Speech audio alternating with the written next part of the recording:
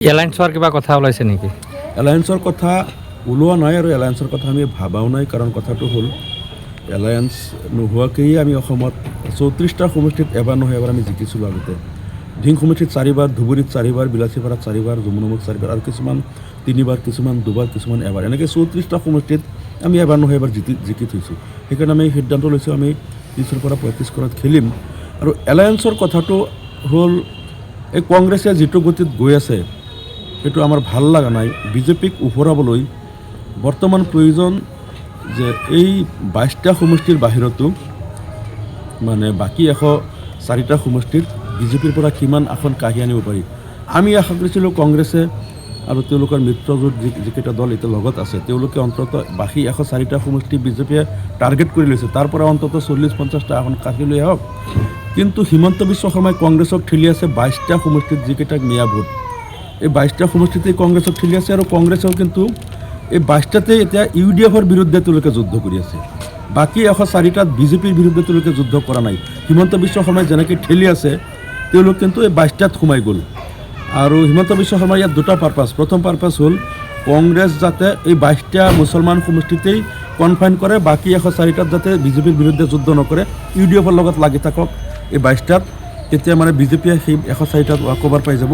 আৰু ছেকেণ্ডলি মানে গোটেই মিয়া মানুহৰ মাজত কংগ্ৰেছক হিমন্ত বিশ্ব শৰ্মাই ঠেলি আছে যে গোটেই কংগ্ৰেছটো মিয়াকৰণ হৈ যাওক। যেতিয়া কংগ্ৰেছ মিয়া একাকাৰ হৈ যাব তেতিয়া উজনি অসমত বিজেপি এটাই দেখুৱাব, এতিয়া চাওক কংগ্ৰেছ এইফালে একদম চাফা, একমাত্ৰ মিয়াৰ মাজত আছে 22টা সমষ্টিত। গতিকে আপোনালোকে সেই মিয়াৰ দলটোক দিব না আমাক দিব, এই এটা নেৰেটিভ দি তেওঁলোকে উজনি অসমৰ সকলো সমষ্টি লৈ ল'ব। কিন্তু কংগ্ৰেছেও হিমন্ত বিশ্ব শৰ্মাৰ এই জালত ভৰি দিছে। তেওঁলোকে বাকী সমষ্টি চব এৰি উজনি অসমৰ এই 22টা সমষ্টিত UDFৰ বিৰুদ্ধে লাগিছে, বিজেপিৰ বিৰুদ্ধে ফাইট কৰাই নাই। এনেকৈ হ'লেতো আকৌ বিজেপি আহিব। গতিকে কংগ্ৰেছে ৰণকৌশল চেঞ্জ কৰক। এই 22টাত UDFৰ বিৰুদ্ধে যুদ্ধ কৰাতকৈ তেওঁলোকে বাকী 104টাত যুদ্ধ কৰি বিজেপিৰ পৰা কিমান কাঢ়ি আনিব পাৰে সেইফালে মনোযোগ দিয়ক। এই 22টাত UDF কেইটা জিকে, কংগ্ৰেছ কেইটা জিকে, সেইকেইটাতো বিজেপিৰ বিৰুদ্ধেই থাকিব।